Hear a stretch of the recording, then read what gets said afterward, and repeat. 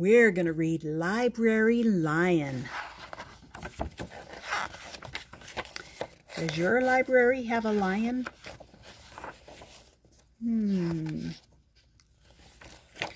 One day, a lion came to the library. He walked right past the circulation desk and up into the stacks. Mr. McBee ran down the hall to the head librarian's office. "Miss Merriweather," he called. "No running," said Miss Merriweather, without looking up. "But there's a lion," said Mr. McBee, "in the library." "Is he breaking any rules?" asked Miss Merriweather. She was very particular about rule breaking. "Well, no," said Mr. McBee, "not really." "Then leave him be." The lion wandered all around the library. He sniffed the card catalog. He rubbed his head against the new book collection. Then he padded over to the story corner and went to sleep. No one was sure what to do. There weren't any rules about lions in the library. Soon it was time for story hour. There weren't any rules about lions at story hour either. The story lady seemed a little nervous, but she read out the first book's title in a good, clear voice. The lion looked up. The story lady kept reading. The lion stayed for the next story, and the story after that. He waited for another story, but the children began to walk away. "Story hour is over," a little girl told him. "It's time to go." The lion looked at the children. He looked at the story lady. He looked at the closed books. Then he roared very loud. "Roar!"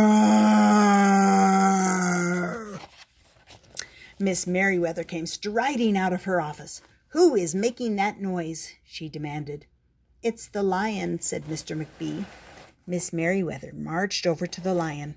"If you cannot be quiet, you will have to leave," she said in a stern voice. "Those are the rules."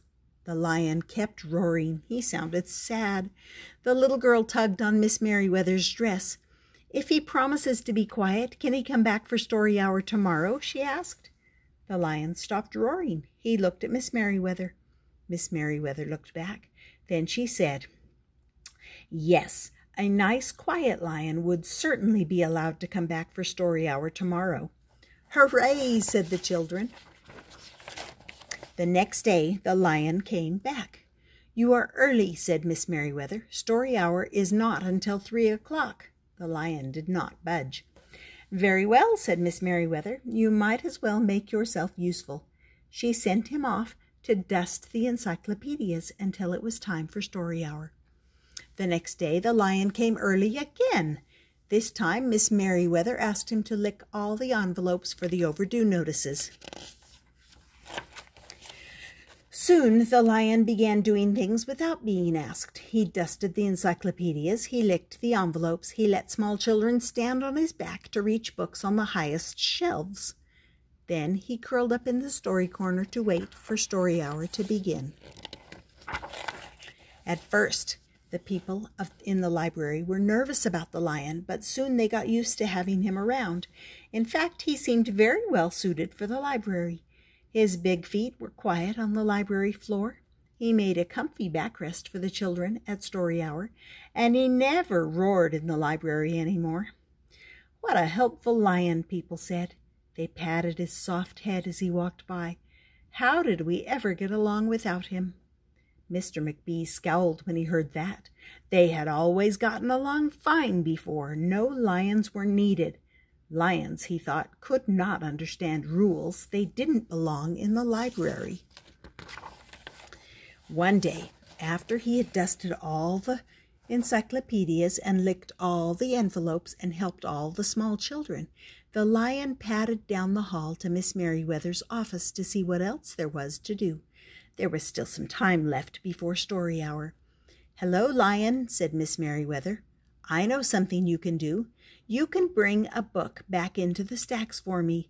Let me just get it down from the shelf." Miss Merriweather stepped up and onto the step stool. The book was just out of reach.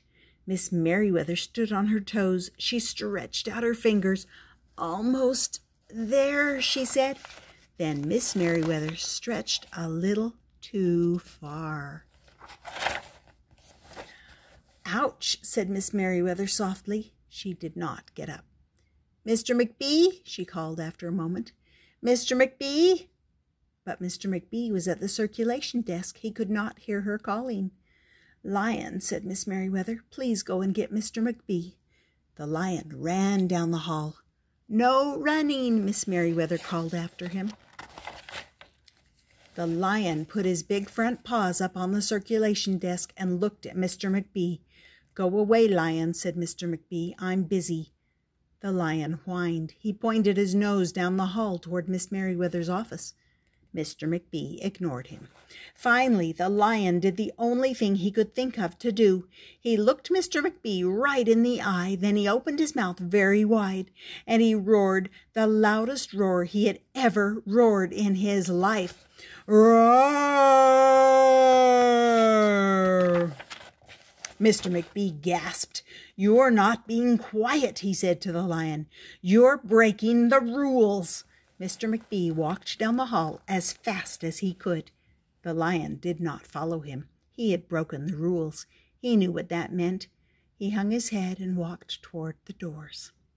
Mr. McBee did not notice. "Miss Merriweather," he called as he walked. "Miss Merriweather, the Lion broke the rules. The Lion broke the rules." He burst into Miss Merriweather's office. She was not in her chair. "Miss Merriweather?" he asked.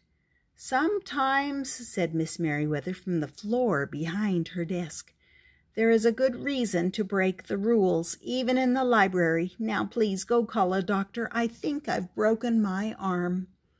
Mr. McBee ran to call the doctor. "No running," Miss Merriweather called after him. The next day things were almost back. The next day things were back to normal. Almost. Miss Merriweather's left arm was in a cast. The doctor had told her not to work too hard. "I will have my Lion to help me," Miss Merriweather thought. But the Lion did not come to the library that morning.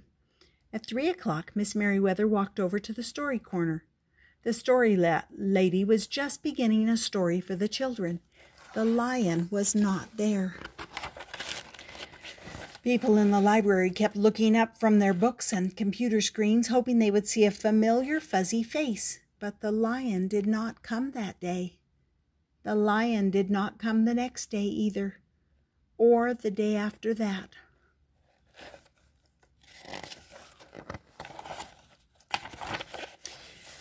One evening, Mr. McBee stopped by Miss Merriweather's office on his way out. "Can I do anything for you before I go, Miss Merriweather?" he asked her. "No, thank you," said Miss Merriweather. She was looking out the window. Her voice was very quiet, even for the library. Mr. McBee frowned as he walked away. He thought there probably was something he could do for Miss Merriweather after all. Mr. McBee left the library, but he did not go home. He walked around the neighborhood. He looked under cars. He looked behind bushes. He looked in backyards and trash cans and tree houses.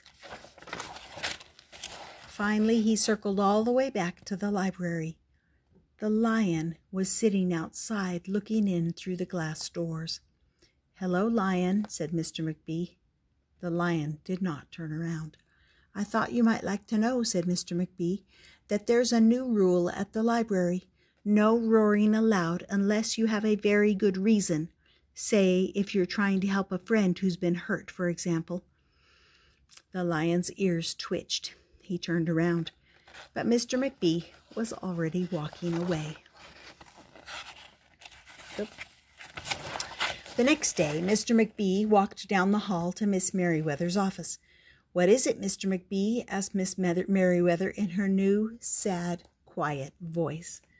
"I thought you might like to know," said Mr. McBee, "that there's a lion in the library." Miss Merriweather jumped up from her chair and ran down the hall. Mr. McBee smiled. "No running," he called after her. Miss Merriweather didn't listen.